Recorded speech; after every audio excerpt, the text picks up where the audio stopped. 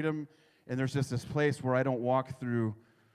Gosh, you guys, I know what you're feeling, man. It sucks. You're like, don't smoke for like 2 days and then flip out. But I just prayed through it, and it got a little easier.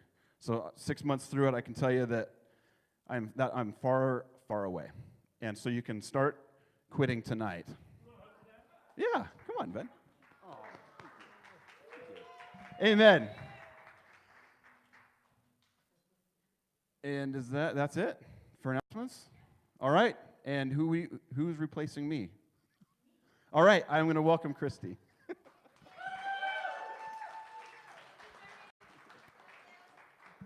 love you too. Hi, my name is Christy, and I love Jesus like lots and lots, and I love you lots and lots, and I'm so happy to be here, and I'm just going to jump right in. Yes, we're going to do the steps. Actually, we're going to do step number 10. This is the 10th month and of the year, and we've been doing a step a month. So this 10th month, step 10, the spiritual principle is perseverance. And if you are in your steps, if you're in your 10th month, you'll know you're feeling it. You're feeling the pressure, and you're feeling the perseverance, and you're kind of feeling pretty good about it because you've got 10 months, right? And so we're going to talk about that, and we're going to do some application here in a little bit. So this is how we do it. Everybody says perseverance, then I'll read the step, and then we'll say the verse that goes with it. 1, 2, 3, go. Perseverance. We continue to take personal inventory, and when we were wrong, we promptly admitted it. Perseverance produces wholeness. I become perfect, complete, lacking nothing. That's James 1, 3, and 4. Okay, that's a pretty big statement right there. That whole, I become perfect, complete, lacking nothing. Does that sound attractive? Okay, nobody's like into that. Okay, so I'm kind of digging it. So I'm going to tell you that when I become perfect and complete, lacking in nothing, when I know that's true about me, that's the Wahoo life. Jesus came to give you the Wahoo life, and if you aren't having the Wahoo life, and you deserve it because he already paid for it. So how many of you want to have things that have already been paid for that belong to you, have them in your own possession? I'm just thinking, and so my whole journey has been, he died for it, he paid for it, and I'm supposed to be having it. Okay, the reason that we're here tonight is because Dad and I figured out we weren't having it. And that's a total ripoff. And so we decided that we were just going to get to be big, big pigs and go after everything that the enemy had stolen away from us, which was our birthright. So we're going to talk about how to get some more of that for yourself tonight. So steps 1 through 9, if you are doing the 12 steps, have taught you to see that the truth about your choices and behaviors and how the rest of the world responds to your actions. And after step 9, where we're making amends, putting new beliefs and choices into action, then what follows is the purpose of the 10th step. So the 10th step is here to demonstrate to yourself that you have the ability not only to be aware of your actions, but you can actually control your actions. So step 1 through 9, this is like you learning like what happens when you do X, Y, and Z. A, B, and C happen, okay? Because you're at the end of your rope. But that's just the learning process. This is like, oh, I got a new awareness. Oh, that's why things have been so messed up. But now, things are moving forward, and this step actually is giving you now some power to make some changes in a very actionable way. So the spiritual principle speaks to the core issue here. So step 10 says, we continue to take personal inventory, and when we were wrong, promptly admitted it. Okay, so the core issue here is, well, I'm rarely wrong. So, it's hard. This is a tough one for me. So let's put the step and the principle together. They do go together. They go like this. We continued to take personal inventory. And when we were wrong, we promptly admitted it. And the spiritual principle is to persevere. Okay, the key word in there is continued. That's a synonym for persevere. They continued. Okay, all right. So nobody's really into this one at all much because we're supposed to persevere in being wrong and admitting we're wrong. Tough to do when you're not wrong very much, right? But let's look at 10th step again. Here it is again. We continued to take personal inventory. Okay, personal inventory is self-assessment. We're being aware of what we're thinking, of what we're choosing, how we're acting, who we're hanging out with, where we are, right? We're taking a personal inventory, a self-assessment. And when we were wrong, we're promptly admitting it. Okay, so we're just going to have to stop right there. No one wants to be wrong. Raise your hand if you want to be wrong. See, nobody. Helen, you're cheating. Okay? No one wants to be wrong. So why is it so difficult to be wrong? Why do we hate it? And why do we defend our rightness to the death? Good. Yes. There's so many jokes about being right. I'm going to share a few. Well, I'll tell you why. These are so good for me. I'm willing to admit that I may not always be right, but I'm never wrong. I'm not always right, but when I am, it's usually all the time. Remember when I asked for your opinion? Yeah, me neither. This is my favorite. I'm not arguing. I'm explaining why I'm right. And I'll explain it again if you don't get it, right? So, here's one. I don't want to seem like I think I'm always right, but I am, and that's why it always comes across this way. I'm not always right, but when I'm not, I'm right. Yeah, okay, laugh on dotted line. So here's how this is. I want you to know that I'm one of those people that's right a lot.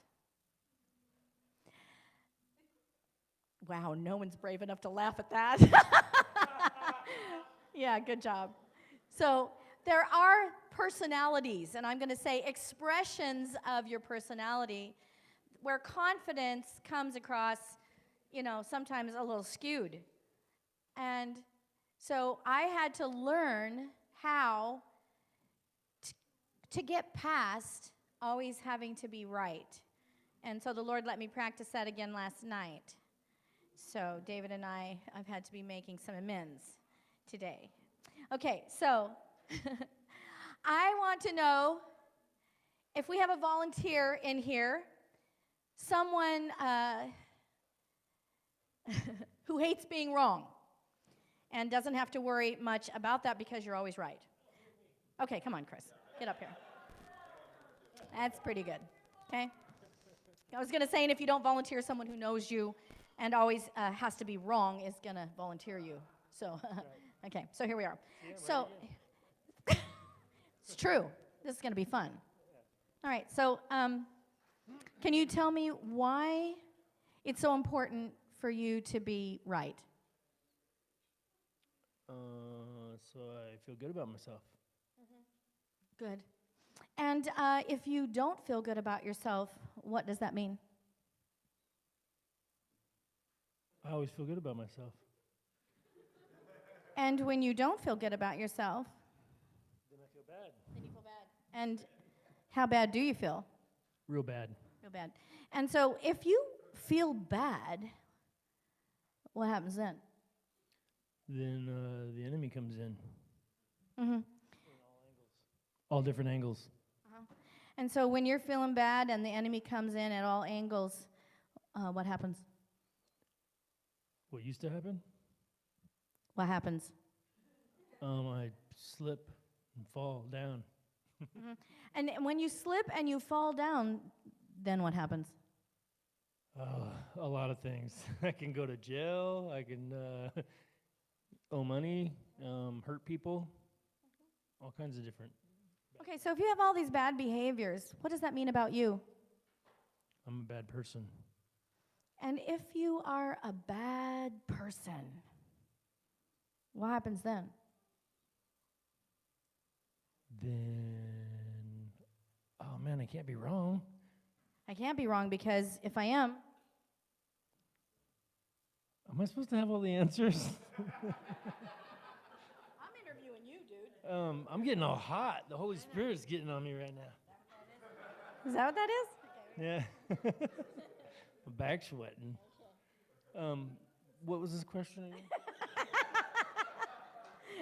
So here you are. If you're a bad person and you're feeling bad and you're kind of running amok, what does that mean about you? I'm just bad. I'm causing grief to everyone around me. And so if you're just a bad person, what happens then? What if that's just your identity? If you're just a bad person, what happens then? Well, I don't have an identity. Okay, and if you don't have an identity and you're bad and you run amok and you're wrong, then what? Help me out. You guys, come on, help me out here. Wait, back up. No. Okay, don't fill in his blanks. Okay, he's always right. Stop now. He can't. You're going to take their answers to be right? I'm digging it. Okay, so here we go. So let's just think about this. Follow the trail. Okay, I'm bad. Wait, okay, yeah. It's been a minute. You can't hardly remember, right? Well, God took that away. I know, that's awesome. Okay, so here we go. So you're bad, okay, and you're wrong. And how are your relationships? Not good. Negative. Do you have any? Barely. Okay, and so you're mostly alone? Yep. I'm alone. Okay, so I'm alone, and I'm bad, and I'm wrong. The only relationships that I have are negative ones. Oh, negative, so I just hang out with other losers. That's right. Yeah. Okay, Make so myself look good. to make myself look good, and are you looking good? I'm not that bad. Whoa, we're in deep. Okay, here we are. Because I'm not that bad, and this is really important. Bringing me back now. I know. Okay, you're remembering how that was. Okay, good. This is true. Okay, so here you are. You're alone, and except for with bad people, and you're bad, and you can't be wrong, but you are sort of wrong. I mean, you just said that. You're wrong. And so you're wrong, and you're alone, and you're bad. And if this continues, then what happens? Yeah. Chaos. Just continuing on to the bitter ends, jails, institutions, or death. Jails, institution, and then what? Death. Say that again. Death. Okay, so let's just follow.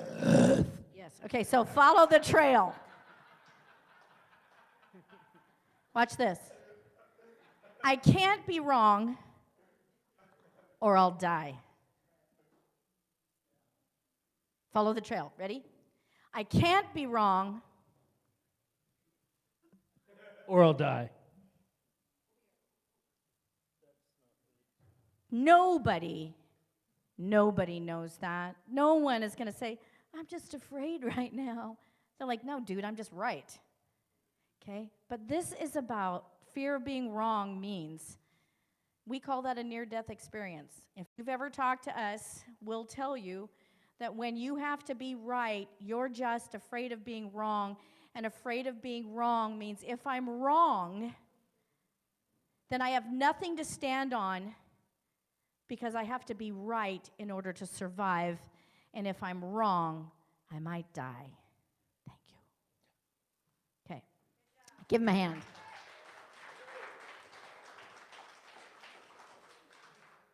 Now, nobody's thinking, hey, I'm going to die if I give in right now.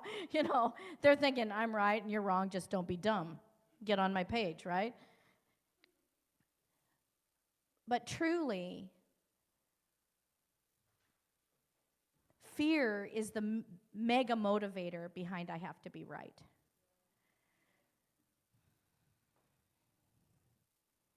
Fear of being wrong. If I'm wrong, I'll be alone. If I'm alone, I'll die. Fear of being wrong. If I'm wrong, I am bad. If I'm bad, I'll be alone. If I'm alone, I'll die. It doesn't matter which path you take, it always ends up, I might as well be dead. Having to be right all the time is a manifestation of what we call the orphan spirit. I'm alone, I'm unloved, so I have to be right so I won't die. So we end up at, we call it zero state, where we feel like we don't have any worth unless we're right. It's a survival message. And so I'm not dissing on anybody here who has had that whole thing, I need to be right, because guess what? I needed to be right. And I was a nice person until I wasn't, because I needed to be right, right? Okay, no one's brave enough to say that either. Okay, so my family knows. All right. Our addiction to always being right is our way of coping with the fear of being dead or of dying, fear of death. And the greatest fear is death of relationship, which is being alone. I'm going to say it again. Our addiction to always being right is our way of coping with the fear of death. And the greatest fear is death of relationship, of being alone.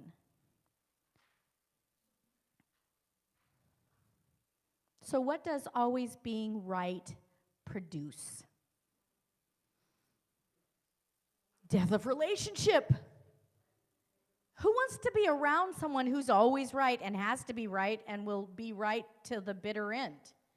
It's annoying, to say the least.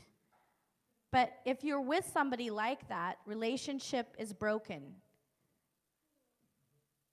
Just ask the one who always has to be wrong, because they're right, right? So self-correcting and admitting that you don't know it all and you aren't always right is very relational. We're going to practice it tonight. Self-correcting and admitting that you don't know it all and you aren't always right is very relationship. I want to tell you a story. There's more than one way to get to Albertsons. How many of you have heard me say that? Raise your hand. Okay, so these are some of my peeps, okay? There's more than one way to get to Albertsons. So I am, I'm a strong-willed woman. I'm a chief and not an Indian. And I did not say idiot. I said Indian. And if you know our family is basically all chiefs. So it's very interesting living with us because everyone wants to be in charge and we're all right, right? And so let's try that on for size. So David is a chief and I'm a chief. So it's a very interesting marriage. And it's a good thing he loves me a lot. He's very committed. Okay. More than one way to get to Albertsons. So when the kids were like, let's see, Jeremy must have been about 12, maybe 10. David and I, and Andrea was 11. We learned a thing about personality and temperaments. And there are, lots of different temperament styles and lots of different temperament analysis and ways to understand your personality. But this one's pretty basic. And there's two that are outgoing and expressive temperaments, and there's two temperaments that are kind of shy and introverted. And of course, I'm not the two on the bottom. I'm the two on the top. And one of them is powerful, and one of them is persuasive or popular, okay? And I'm those two, okay? And I married a powerful man who is a powerhouse, but thank God he's a thinker. And so he's one on the bottom and one on the top, way more balanced than I am. And so he's down here with the perfect people, and that's the, and then there's the peaceful, and none of us are peaceful. We're all too wound up, okay? So here we are. David is a powerful and a peaceful, powerful and a perfect, and I'm a powerful and a persuasive, okay? And so guess who kind of bullied her way around? Good job, good guess. Okay. So as I was learning about these temperaments, there's strengths in these temperaments and weaknesses in these temperaments. And I was a lot of the strengths and almost all the weaknesses. And I thought, gosh, that's horrible. Those are ugly. Those are nasty. I don't even like people that behave like that, right? And so here I am, and they're all me.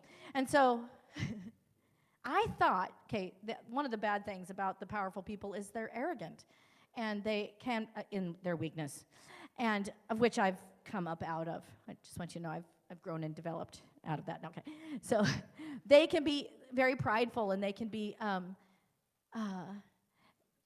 they're like, how do I explain this? They're just right, okay? They're just right all the time, okay? And they tend to look down on the other temperament styles and the other ways of communicating because you're just not fast enough, and you're just not right most of the time. And, it's just really if you're out of balance in that temperament style, it's really ugly. Okay, so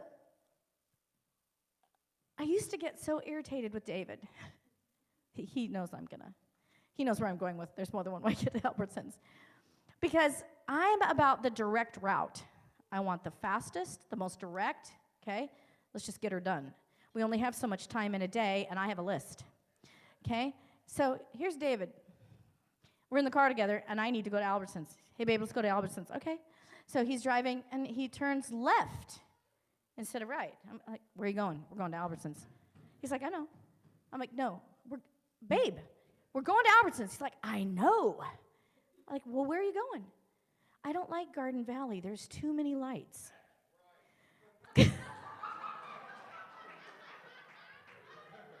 And I'm like, we live in Roseburg. This isn't Portland. It's like 4 lights, too many lights. And he's like, I don't like it. So we take that. But then on another day, I need to stop by Albertsons. By the way, I don't even shop at Albertsons. It's just, but you get my drift. I say, babe, I need to go to Albertsons. And we go clear out and around. And I'm like, where are you going? Oh, I have a couple other places I need to stop, so I'll just go this way and stop along the way.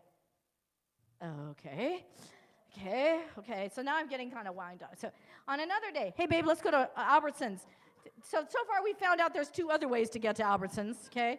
There is the let's miss all the traffic lights, and then there's I've got other errands to do, so I'll eventually get there after I get my errands done. And so I'm like, okay, babe, so how about I need to go to Albertsons. Can we go to Albertsons? Sure. Want a coffee? Yeah. Good. We get a coffee.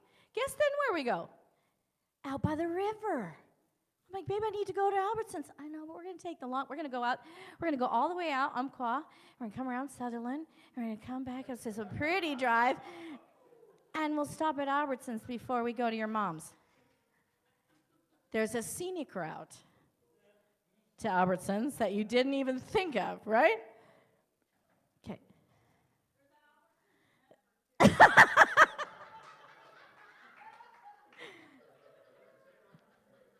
This was a very, very good lesson for me because there's more than one way to get to Albertsons, and none of them are wrong.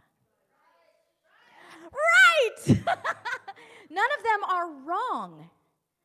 And so when I let go of having to be right, I had so much more fun. That scenic route was It was a nice date, and I needed it, and it was a surprise, and it was really nice. And when I could let go of, come on, get on my page, okay? This is what I'm doing. I need to be right, and you need to, do what I say. My life got better, and so did David's, by the way. It's a good lesson for me to learn, huh, honey? How wise. I want you to know that, I want you to remember, you were made for relationship. You were created by God to be like God and to be in close relationship with God, Father, Son, Holy Spirit. And that's why there are 3 of them, so they can be in relationship. We have the only God that is a relationship God. There is no other God ever thought up or made an image of that was a relational God like our God. Our God has always been in relationship with themselves, and now they've included you in that beautiful circle dance of love and self-giving. You aren't an orphan. So let go of being right and just be loved. Just let love in. Our addiction to always being right is a great block to the truth of who we really are. It keeps us from the kind of openness that comes from confidence in our natural wisdom. And our natural wisdom is Christ in you. Say, I have the mind of Christ. There you go. So step 10 says, we continue to take personal inventory, and when we were wrong, we promptly admitted it. It only took me about 20 minutes last night to fix my I need to be right, or I need to be heard, or whatever it was. Spiritual principle. And when we make this a continuous habit, a way of being,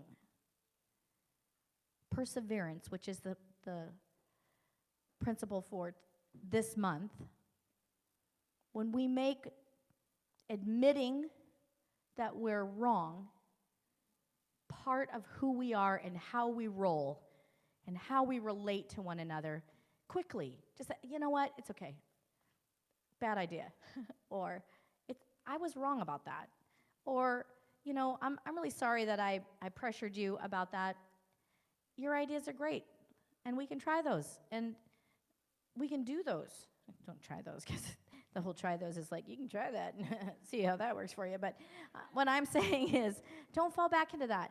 When you make a mistake, just go, dude, that was a mistake, or sweetheart, that was a mistake, or hey, I'm really sorry. When we persevere in that activity, when we persevere in self-correcting, that means nobody's there saying, fix it, okay? You're just going on your own, and you're like, that didn't sound good, or that wasn't good, or that wasn't right, or that was pretty non-relational, okay? And then you fix it. Persevere in that.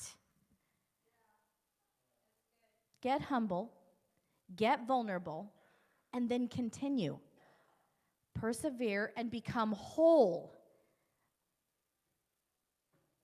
That whole, Scripture says, Holly, pull up the principle for me real quick.